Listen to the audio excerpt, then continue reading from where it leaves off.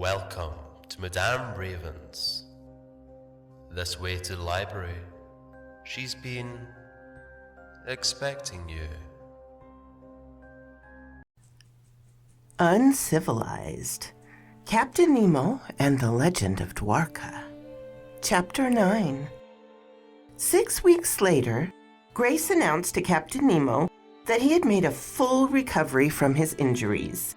He had the doctor's permission to engage in his usual activities. He stood and observed his reflection in the mirror that morning.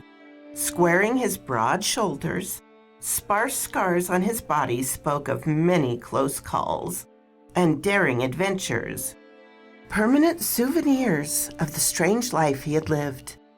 Nemo indulged in a little preening, giving his beard a trim before slipping on his trousers and buttoning up his tunic. He turned to admire his reflection once more as he straightened his sleeves, which did not reach his wrists. For that matter, his trousers looked more like a boy's breeches, ending partway down his calves. The captain stared at himself in the mirror, utterly bewildered. The idea that he had undergone a growth spurt in the night was absurd, but he could not for the life of him figure out what had happened to his clothes. Then he inspected his sleeves and realized they'd been taken in. He vaguely remembered that while he was studying the Dwarkan shafts, Grace had been sitting nearby, occupied with a sewing project. She had said she was helping Mastani with the uniforms. "Doctor!" His bellow of rage was met with a burst of raucous laughter from the next room. "Damn it, woman!" He marched into the adjacent chamber. "Do you think this is a boarding school for such idiotic larkery?" Grace sat at her desk, covering her face with her hands to stifle sobs of laughter as she hid her gaze from the absurd sight of the furious captain in his shortened attire.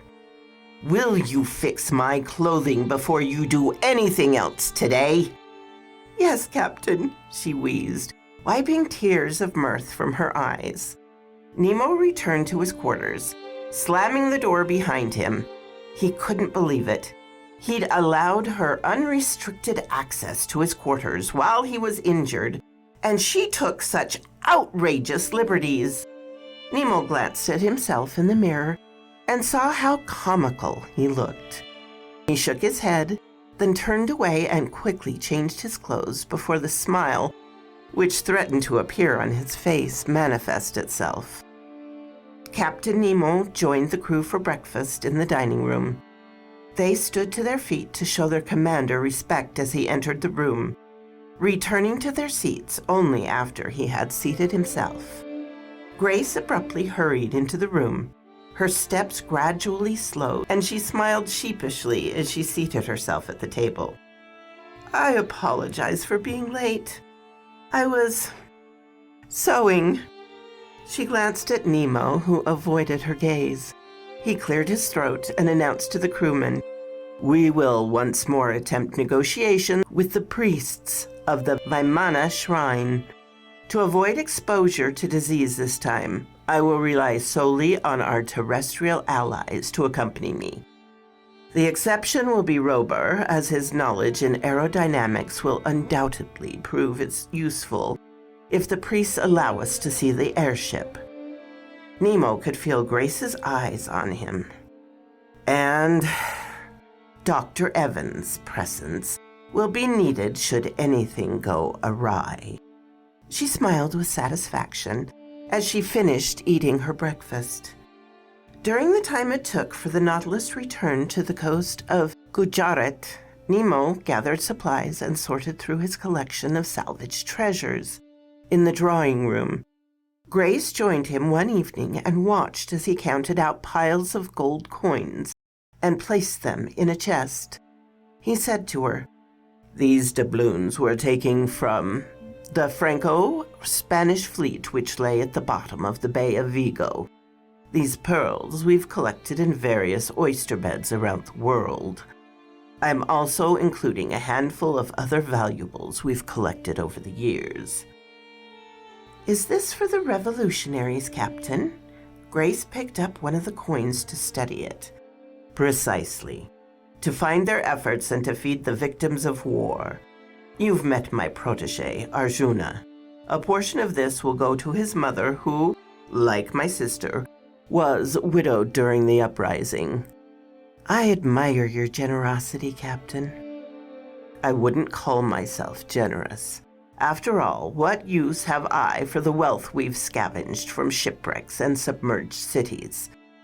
It's not as if we need to purchase anything, since the ocean furnishes all our needs. Thus, I believe the treasures we should find to go to those who need them most.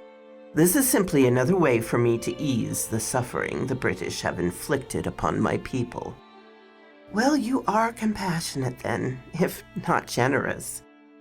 You call me, a man who's lived by the sword, compassionate, Doctor? Are those facets of your character mutually exclusive?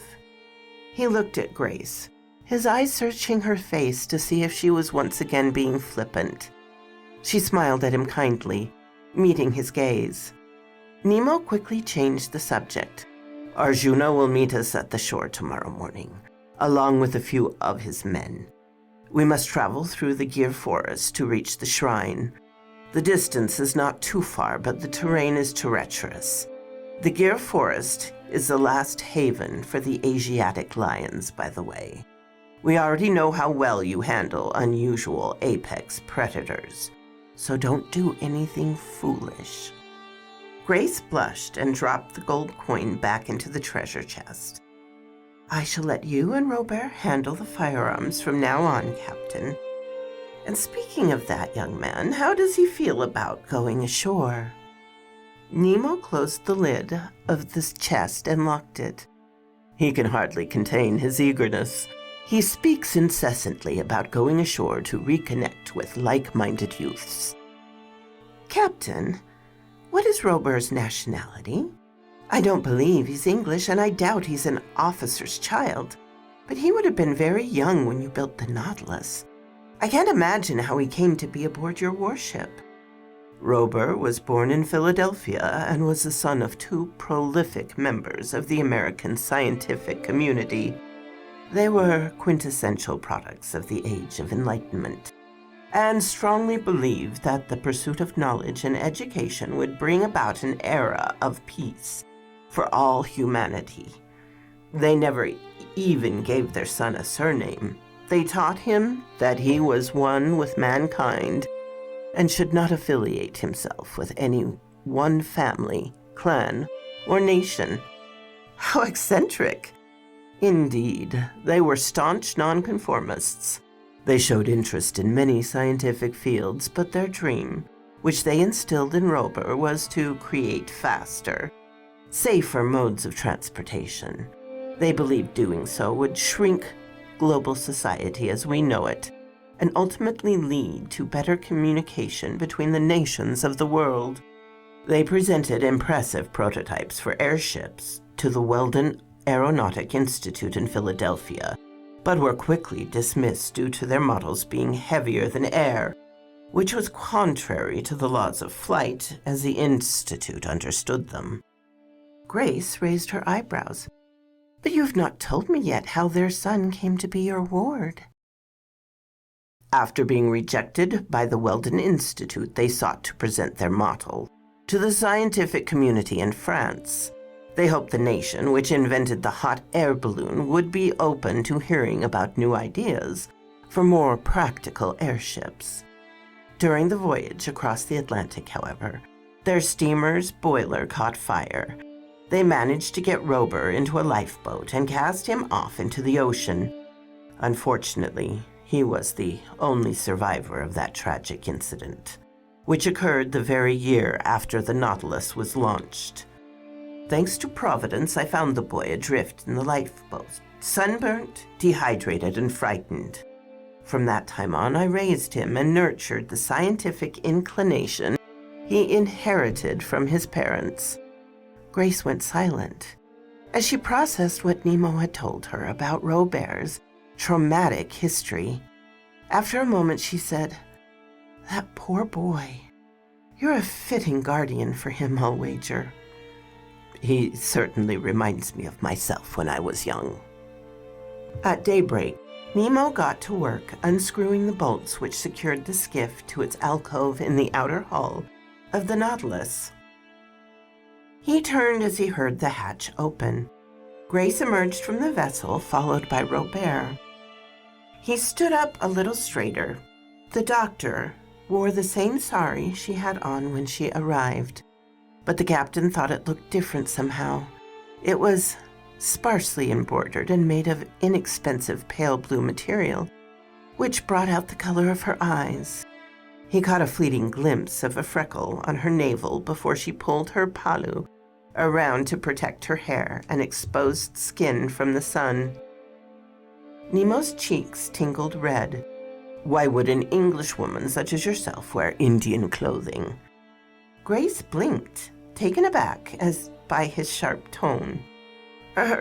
Seeing as I never integrated myself into colonial society, I took to dressing the same way as my Indian colleagues when I came to Gujarat. It's simply more practical than English clothing. Why, does something about my dress trouble you, Captain? You speak of practicality. How can you expect to traverse through the jungle in that attire? The indigenous women of India do it every day, don't they? Although many of them eschew the blouse. Grace giggled. I still cannot seem to bear the thought of going about in the state of nature, even if only from the waist up. Captain Nemo's blush deepened. Don't forget you are in mixed company, Dr. Evans. I beg your pardon, Captain. Grace raised her eyebrows and looked at him with a mixture of bewilderment and vexation. Her sari was ordinary, modest attire for a working-class woman in India. She was genuinely puzzled by why Nemo seemed distracted by something so inconsequential. Robert glanced between the captain and Grace incredulously before tossing their bags into the skiff. Robert, give me a hand, Tasia called from inside the Nautilus. I may be stronger than you, but I still can't rightly lift this box of gold by myself. All of them worked together to hoist the heavy box of treasure into the boat. Tasia climbed out of the hatch before the party set off. Robert, I say, don't you go getting sick this time like I did. Robert puffed out his chest. Me? Fall ill? I have a constitution of iron, a healthy vigor that nothing can shake, a muscular strength that few can equal, and a digestion that would be thought first class even in an ostrich. You're an idiot, Robert. Tasia laughed and embraced him. Captain Nemo frowned.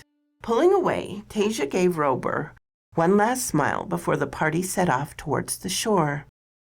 Nemo didn't speak to his two companions as he took the oars. Choosing to remain unbothered by the captain's shift in mood, Grace talked with the young man. Have you met Arjuna and the other rebels, Robert? Yes, of course. I came with the captain the first time when he went to the shrine. He glanced at Nemo, who seemed completely focused on rowing. Bringing Tasia was superfluous. She's smart, but there's nothing she can do that I can't. There was a slight barb in Robert's words, and Grace wondered if this was relevant to some argument the captain might have previously had with his ward. Oh, so, you know the rebels well? I would certainly say so. I consider myself friends with Arjuna and the Turners. Who are the Turners? Two brothers, Tom and John, who defected from the British Army and have come to join our cause. How remarkable! Yes, indeed, they're quite remarkable and very loyal to Arjuna, who is, in turn, very loyal to Captain Nemo, from what I understand. Grace smiled at the captain, who continued to avoid eye contact as he rowed. Yes, although he was a little surprised when the captain chose to abandon his niece ashore along with his crew, even after I suggested making a convalescence room aboard the Nautilus. Can you believe it's already March? Grace laughed nervously, changing the subject. I'm still forgetting to write the day in my journal as 1872. Gujarat is very hot in the springtime. I may have to readjust to the weather after being submerged these past few months. The party fell silent until they reached the quiet shore. Stepping out from the boat, Captain Nemo approached an alcove of trees. From his satchel, he removed an instrument held sacred in his native country, a conch shell. Used in many rituals and festivities, its distinctive trumpet would not be an unfamiliar sound on the shore, but those who awaited Captain Nemo understood it to announce his presence. He blew a piercing signal with the conch, and Arjuna Thakkar soon appeared at the trailhead and ran to the captain, followed closely by a ragtag handful of men. Arjuna wore a pale green kurta and had a simple white pagri tied around his head to shield himself from the sun. At his side were two similarly dressed young men, by all appearances the British defectors Rober had spoken of. Rober greeted them enthusiastically before they turned their attention to Grace. One of the Englishmen stepped forward to clasp her hand. "Name's Turner, miss. Tom Turner. And this here's my brother, John." The second young man grinned at her. "May I just say that when we saw you step out of that boat, my brother and I wondered what prayers we had said to summon such a radiant goddess from the ocean." Grace burst out laughing. "British hospitality indeed. It's a pleasure to meet you, I'm sure." Captain Nemo shot a glare at the young men, who took a step back from the doctor. "Captain, who is this Gora?" a Hindi-speaking rebel asked Nemo. Grace responded in the same language.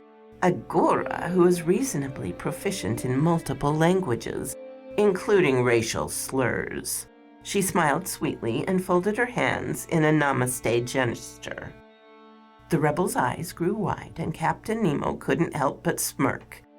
Dr. Evans is the Nautilus chief medical officer. She grew up in Kampora, so I would not speak ill in her presence if I were you, Jai. Arjuna seemed thoroughly surprised to see Grace again. Looking her up and down with an incredulous expression, he said, "So the captain let you aboard the Nautilus after all, I see. Frankly, I'm surprised you've lasted this long. I expected he would have fed you to the sharks by now." She replied sardonically, "It's good to see you too, Mr. Thakkar. You look well. Tasia is in good health also, if you care to know." Arjuna glanced at Nemo. "You've molded another one in your image, Rajkumar-ji." Captain Nemo scoffed. "Well, in my defense, she was already terribly fastidious when she came aboard." The young man chuckled at the recollection and shook his head.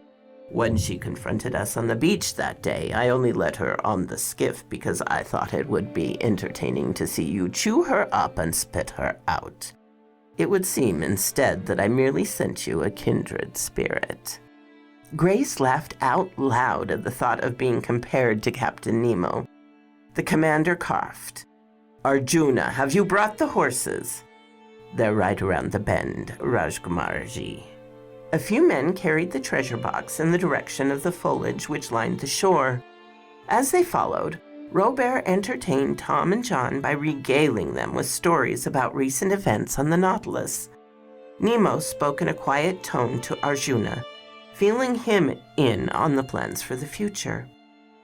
The young man said, "Did you hear that the Raja of Bundelkhand had taken another wife?" Nemo stopped in his tracks at Arjuna's announcement. The rebel chuckled. "Indeed, but only because his first wife died. I doubt the old sot had either the virility or the funds to care for more than one woman at a time. Rumor has it that his first wife drank poison, unable to bear living with such a husband. Now he has taken a young Parsi girl, the daughter of a merchant, to be his pretty little bride."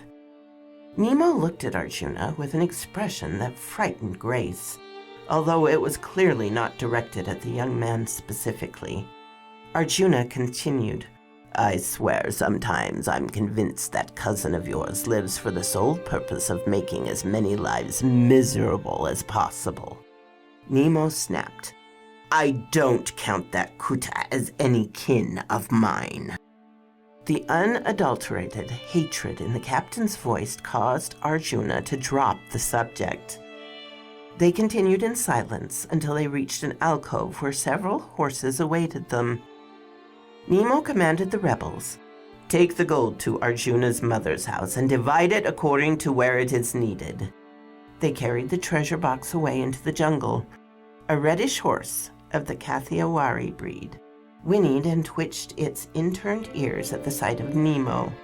As he untied it, the magnificent beast nuzzled him, and he patted the side of its face.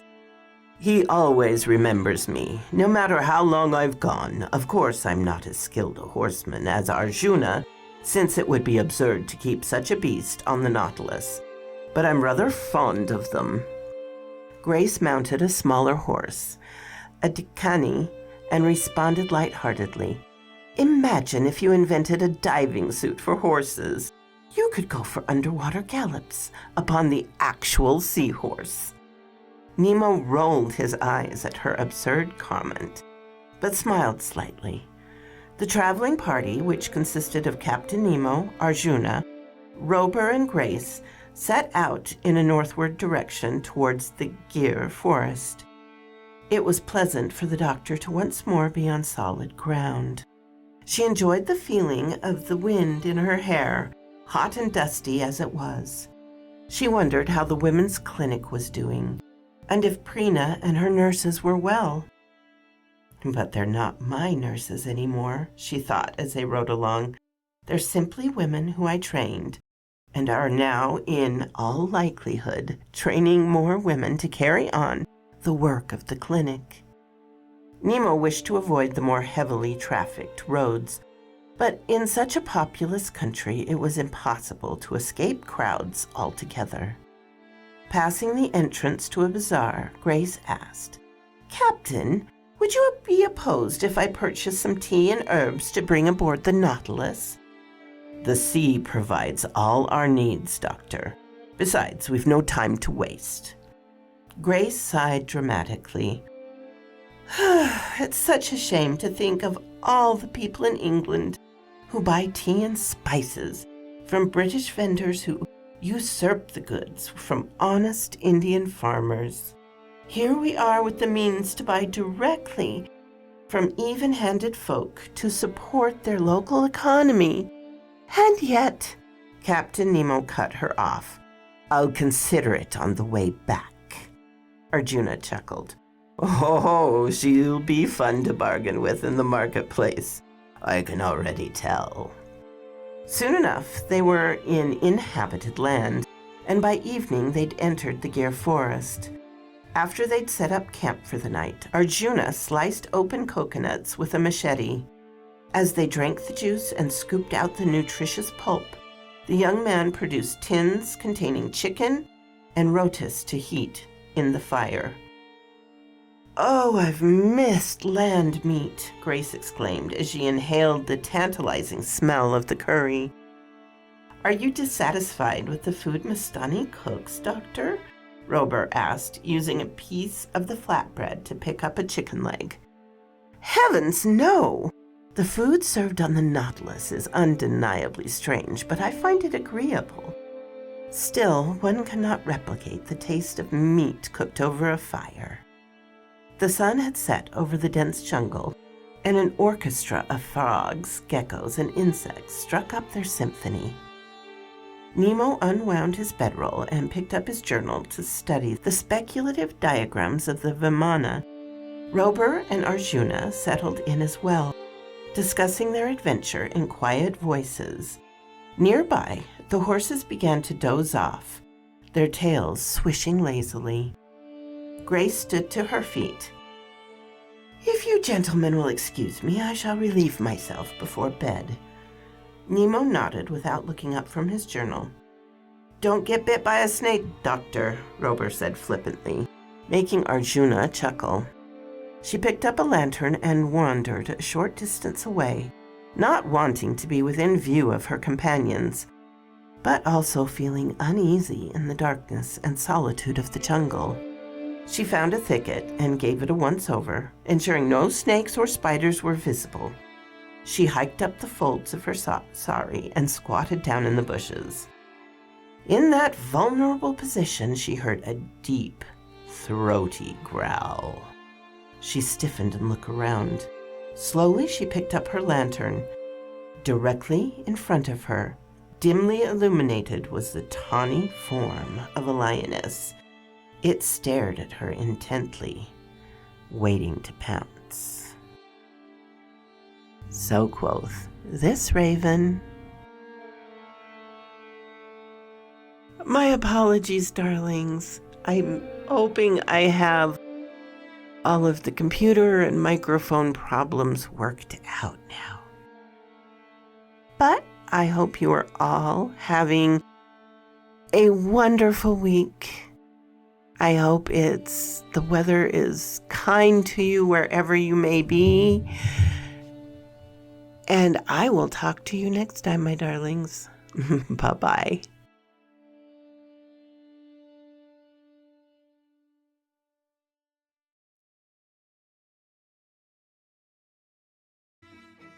Thank you so kindly for stopping by my chateau, my darlings. It does mean so much to me. Please, if you have not subscribed, as many of you have not, please do so. Give me a like so I know what you would like to hear. And comment. I always love to read your comments.